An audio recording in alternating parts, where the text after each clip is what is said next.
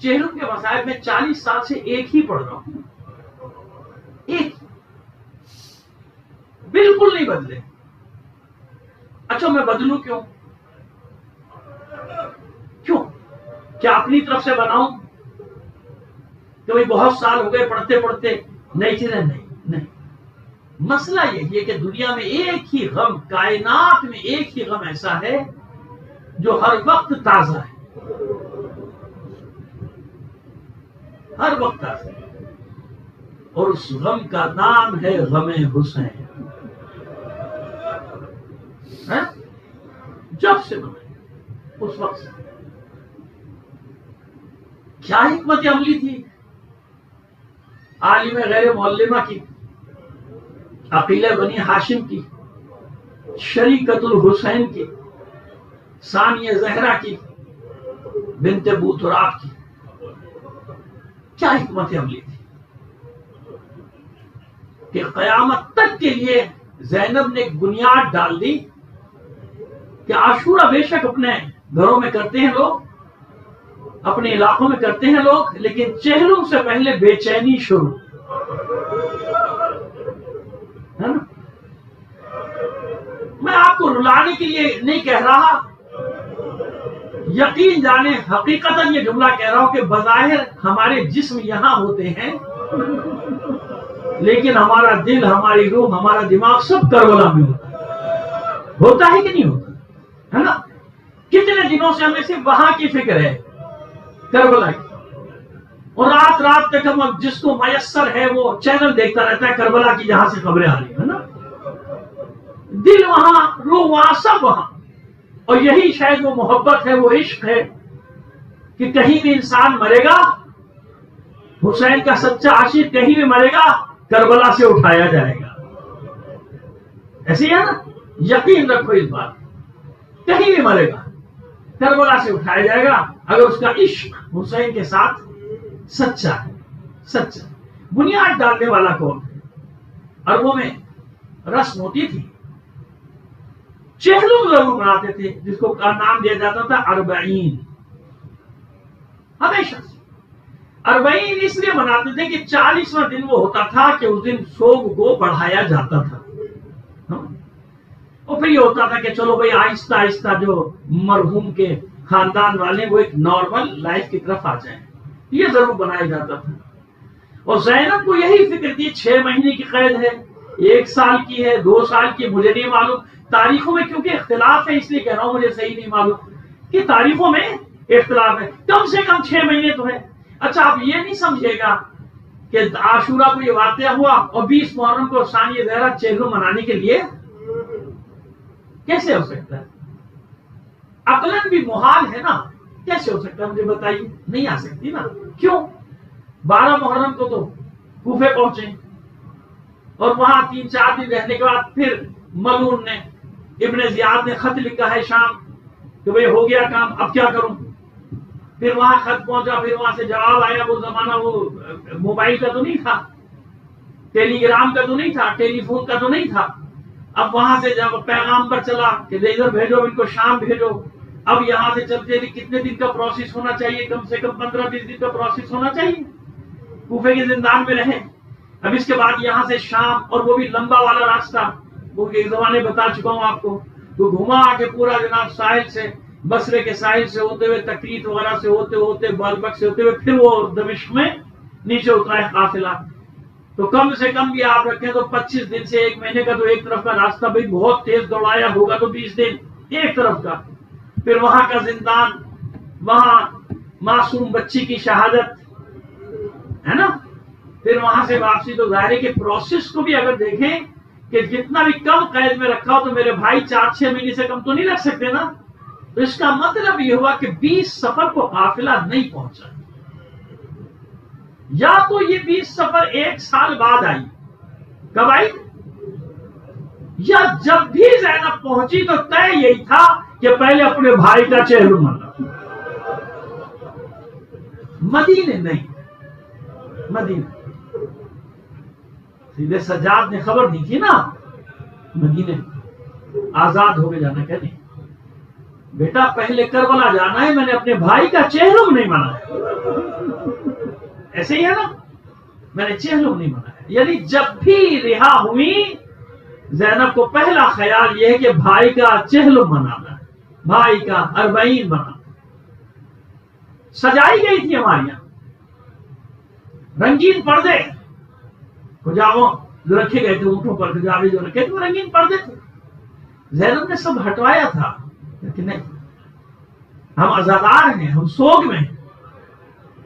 رنگ بدلو، پرچموں کا رنگ بھی بدلو، سیاہ کرو، کجاووں کا رنگ بھی بدلو، ان کو سیاہ کرو. سیاہ کر دیا. ایسا ہوا. ایک قافلہ اور چلا چھوٹا سا مدینے سے. زینب چلی شام سے، صحابی رسول جناب جابر بن عبداللہ انصاری کہاں سے چلے؟ مدینے سے. واقع کربلا کہلوا بینائی جاتی رہی، تھوڑی سی رہ گئی. اپنے غلام عطیہ کو لیا، چلو حسین کی قبر پہ جانا ہے. کوفے پہنچے، عراق پہنچے. کوفے سے بنی اسد کے لوگوں نے اپنے ساتھ لیا. بارش شروع ہو گئی، تھوڑا سا آپ لوگ اندر آ جائیں گے نا یا ادھر چلے جائیں گے، کیونکہ میں چاہتا ہوں کہ مساجد میں ایک ماحول بنا رہے. اور ہم لوگ عادی ہیں بارشوں کے طوفانوں کے. بیٹا تھوڑا تھوڑا سا آپ حضرات آگے آ جائیں گے تو آپ کے بھائیوں کو جگہ مل جائے گی، زداروں کو آگے آ جائے. بہت جگہ ہے، 150-200 آدمی آ سکتا ہے. آپ لوگ آگے آئیے. جزاک اللہ، پروردگار آپ کو کوئی غم نہ دے سوائے غم حسین کے. آئیے اندر آ جائیے، اپنے بھائیوں کو جگہ دیتی. ایسی میری بہنوں سے بھی گزارش ہے کہ جہاں تک ہو سکتا ہے ایڈجسٹ کیجیے ایک دوسرے کو. آئیے بس میں مختصر کرتا ہوں. لیکن عزاداران حسین اب کیا ہوا؟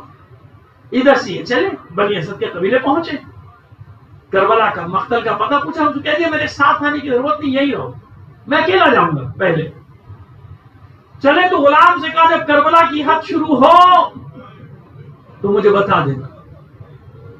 ناطے پر ہے جابر، توجہ میری طرف بیٹا، ناطے پر ہے جابر. کربلا کی حد شروع ہوئی، خاص کربلا کی. وہ کربلا نہیں جو آج کا پورا صوبہ ہے، نہیں، وہ خاص کربلا جو حسین نے خریدا تھا. حد شروع ہوئی. غلام نے کہا، عطیہ نے کہا، مولا قتل گاہ کی حد شروع ہو گئی. جابر نے ایک چیخ ماری، اپنے آپ کو ناقے سے نیچے پھینک دیا. واہ حسین، واہ حسین. غلام سے کہا نالین اتار دے، یہ حسین کا حرم ہے، یہ حرم ابا عبداللہ ہے، نالین اتار دے. سہارا دیا غلام، لے کر آیا قتل گاہ میں. جابر کہتے مجھے میرے مولا حسین کی قبر تک پہنچا دے. کہ مولا مجھے نہیں پتا تیرے مولا کی قبر کون سی ہے، یہاں کسی قبر پہ کوئی نام نہیں. کہ اچھا مجھے قبروں کے درمیان میں کھڑا کر دے. عطیہ سہارا دے کر لایا. جابر قبروں کے درمیان میں کھڑے ہو کر آواز دیتے ہیں السلام علیکم یا ابا عبداللہ. اے فرزند رسول، اپنے جد کے صحابی جابر کا سلام قبول کر. اے ابا عبداللہ، اپنے غلام جابر کا سلام قبول کر.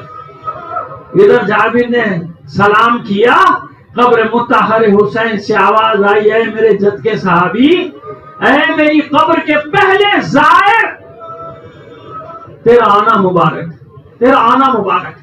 جس قبر سے آواز آئی تھی دوڑے جابر، اپنے آپ کو گرا دیا اس کو. سر پٹک پٹک کے روتا رہا، روتے روتے بے ہوش ہو گیا. تھوڑی دیر بعد غلام نے شانہ پکڑ کر ہلایا، مولا اٹھ، لگتا ہے ابن زیاد کو تیرے آنے کی خبر ہو گئی. میں کوفے سے کسی لشکر کے آثار دیکھ رہا ہوں. عطیہ نے ہاتھ جھٹک کر کہا، جابر نے ہاتھ جھٹک کے کہا چھوڑ دے مجھے، اب حسین کے بعد زندگی میں کوئی مزہ نہیں رہا، مجھے مر جانے دے. لیکن غلام نے ایک نہ سنی، گھسیٹتا ہوا لایا، کچھ پتھروں کے پیچھے چھپا دیا. پھر تھوڑی دیر بعد کہتا نہیں مولا، یہ حاکم کے سپاہی نہیں، یہ تو کوئی اور ہی قافلہ ہے. جابر نے کہا کیا دیکھتا ہے بتا. کہ آگے آگے گھڑ سوار ہیں، ان کے ہاتھوں میں سیاہ پرچم ہیں. ان کے پیچھے ناقے ہیں، ان ناقوں پہ سیاہ اماریاں رکھی. جابر نے کہا دیکھ کس طرف جا رہا ہے یہ قافلہ، کہ مولا اسی طرف آ رہا ہے. کہ دیکھ مجھے بتا کیا کر رہے ہیں. اچانک غلام نے اپنا منہ پیٹنا شروع کیا. کہتا ہے مولا میں کیا بتاؤں، کچھ بیویاں ہیں جو اپنے آپ کو ناکوں سے پھینک رہی، ناکوں سے گرا رہی. اب جابر کو کچھ پوچھنے کی ضرورت نہیں تھی. کیوں؟ جابر کے کانوں میں آواز آ رہی تھی، کوئی بیوی چلا رہی تھی واہ حسینہ، کوئی چلا رہی تھی واہ عباسہ، کوئی چلا رہی تھی واہ علی اکبرہ واہ قاسمہ. سمجھ گیا. منہ پیٹنا شروع کیا، سر پیٹنا شروع کیا. جابر نے کہتا عطیہ ارے اہل بیت قید سے رہا ہو کر آ گئے، دیکھ ان میں کوئی مرد ہے.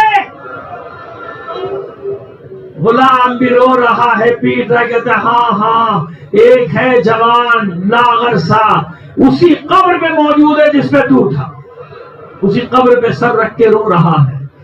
تو مجھے لے کے چل، یہ میرے وقت کا امام ہے. چند قدم آگے بڑھے، سیدھے سجاد کو سلام کیا. السلام علیکم یا ابن رسول اللہ، اے فرزند رسول، اس غلام جابر کا سلام قبول کریں. سیدھے سجاد نے بابا کے قبر سے سر اٹھایا، جابر کو دیکھ کر کہا اے میرے جد کے صحابی، اے میرے بابا کی قبر کے پہلے زائر، تیرا آنا مبارک. یہ اعزاز تجھے مل گیا کہ تو قیامت تک میرے بابا کی قبر کا پہلا زائر ہوگا. جابر دوڑا، دوڑ کر اپنے آپ کو سید سجاد کے قدموں میں گرا دیا. بابا کا پرسہ قبول کیجئے. دیر تک پرسہ دیتا رہا شہداء کا. اس کے بعد کہتا ہے مولا مجھے عباس کی قبر تو بتا دیجئے، مجھے عباس کی قبر پہ جانا ہے. ان کی ماں جناب ام البنین کا پیغام لے کر آیا ہوں. سید سجاد فرماتے جابر میرا چچا یہاں نہیں ہے، یہاں نہیں ہے، میرا چچا تو القمہ کے ساحل پر ہے. جہاں قبضہ کیا تھا وہ قبضہ چھوڑنا عباس کو گوارا نہ تھا. جابر کا ایک ہاتھ تھاما سید سجاد نے، ایک ہاتھ تھاما غلام نے. لے کر آئے عباس کی قبر کے پاس. سید سجاد نے اپنا سر قبر کے تعویذ پر رکھ دیا. چچا کا ماتم شروع کیا، چچا کو رونا شروع کیا. جابر کا عالم یہ ہے کہ سر پٹک پٹک کے قبر عباس پہ رو رہا ہے. اچانک ابنی اسد کا ایک کسان وہاں سے گزرتا ہے، حیران ہوتا ہے، انہیں دیکھ کر کہتا ہے آج تک ان کا کوئی رونے والا نہیں آیا. اتنا بڑا ہجوم، یہ بیویاں، یہ بچے، اور تم لوگ، ایسا لگتا ہے کہ تم ان کے وارث ہو. سید سجاد جنبش میں سر ہلا کر کہتے ہاں ہاں ایسا ہی ہے، ہم ان کے وارث ہیں. کیا تم نے بہت دیر کی آنے میں، بہت دیر کی. تمہیں نہیں معلوم ان پر کیا گزر گئی، کس بے دردی سے یہ سب قتل کیے گئے. پوچھا جابر نے کیوں، کیا تو موجود تھا؟ دیکھا تھا؟ کہاں میں نے نہیں، اور بہت سے میرے قبیلے کے لوگوں نے دیکھا تھا، مگر ایسی جنگ تھی، ایسی خوف اور دہشت کی فضا طاری تھی کہ ہم آگے نہیں بڑھ سکتے تھے. واقعہ ہم نے پورا دیکھا تھا. سید سجاد کہتے ہیں کچھ بتائے گا جو تو نے دیکھا؟ بس ایسا لگتا ہے کہ وہ بھی بڑا بے قرار تھا، نہ معلوم کب سے سینے میں داستان لیے پھر رہا تھا. اسے کچھ سننے والے مل گئے اور جابر کو ذاکر مل گیا، سید سجاد کو ذاکر مل گیا. دونوں نے اصرار کیا جو تجھے معلوم ہے، جو تو نے دیکھا ہے کچھ تو سنا. وہ بےتاب ہو کر کہتا ہے محرم کی دوسری تاریخ تھی، محرم کی دوسری تاریخ تھی جب ایک قافلہ یہاں آ کر ٹھہرا تھا. ایک چھوٹا سا قافلہ یہاں آ کر ٹھہرا تھا.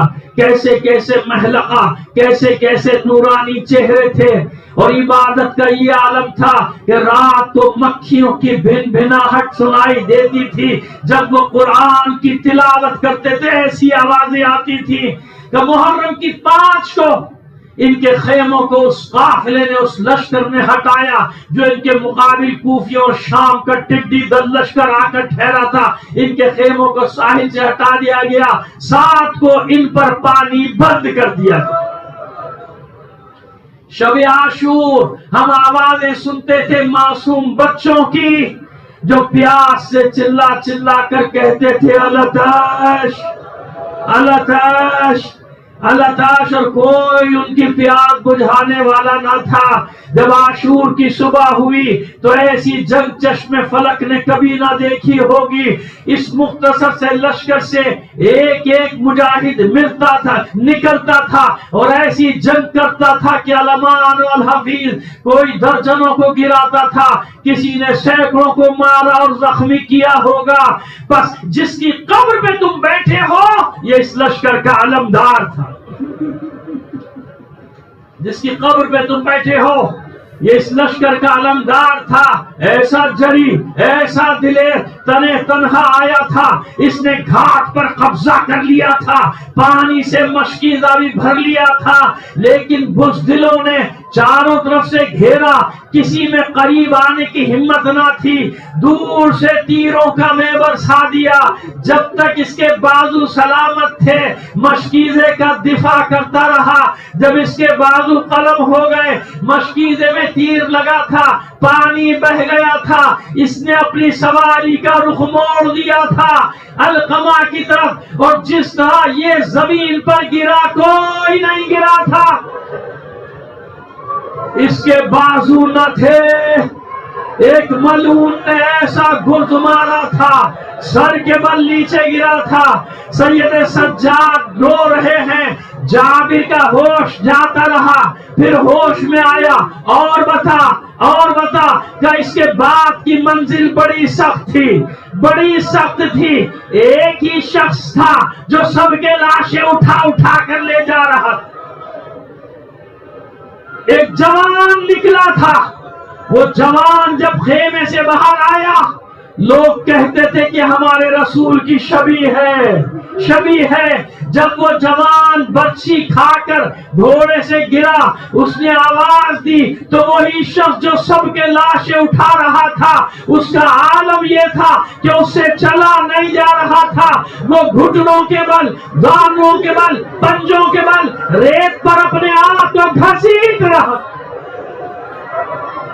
اس سے لاشا اس جوان کا اٹھایا نہ گیا تھا، اس نے بچوں کو مدد کے لیے طلب کیا تھا، چھوٹے چھوٹے بچے آئے تھے جن کی مدد سے وہ جوان کے لاشے کو لے کر گیا تھا۔ صبح اس شخص کی ریش سیاہ تھی، جب اس جوان کا لاشا اٹھایا سفید ہو چکی تھی۔ جابر غش کھا کے گر پڑا، پھر ہوش میں آیا، اور بتا، وہ کہتا ہے اس سے آگے تم سن نہیں سکتے، سننے کی تاب نہ لا سکو گے۔ سیدھے سجاد نے کہا اور بتا کیا دیکھا؟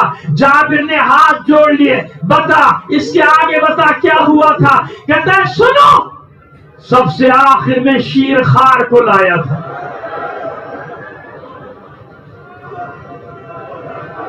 معصوم شیر خار کو لایا، ہاتھوں پہ بلند کر کر کے اس کا پیاسا چہرہ دکھاتا تھا، اس کے خشک لب دکھاتا تھا، اس کے لیے پانی طلب کرتا تھا، لیکن ملعونوں نے اس بچے کی پیاس نہ بجھائی۔ ہاں، ایک ملعون تھا ہرملہ نام کا، جس نے 3 منہ کا تیر کمان میں جوڑا تھا، اس بچے کی گردن کا نشانہ لے کر چلایا تھا۔ ابھی وہ یہاں تک پہنچا تھا، جابر گھبرا کے کھڑے ہوئے، بس آگے مت بتانا کیا ہوا۔ سید سجاد نے حیرت سے دیکھا، کیا ہوا جد کے صحابی، کیا بات ہوئی؟ کہا مولا میں نہیں سن سکتا، علی اصغر کی شہادت، اس معصوم شیر خار کی شہادت میں نہیں سن سکتا۔ بس جابر، ہمت جواب دے گئی، علی اصغر کی شہادت نہیں سن سکتا۔ سن سید سجاد نے کیا کیا دیکھا۔ علی اصغر کے گلے پہ تیر لگتے دیکھا، بابا کے گلے پہ خنجر چلتے دیکھا، بابا کے سر کو نو کے سنا پر دیکھا، جابر خیموں کا جلنا دیکھا، خیموں کا لوٹا جانا دیکھا، جابر سیدانیوں کے سروں سے چادروں کا چھینا جانا دیکھا، جابر کوفے اور شام کے بازاروں میں رسول زادیوں کو سرما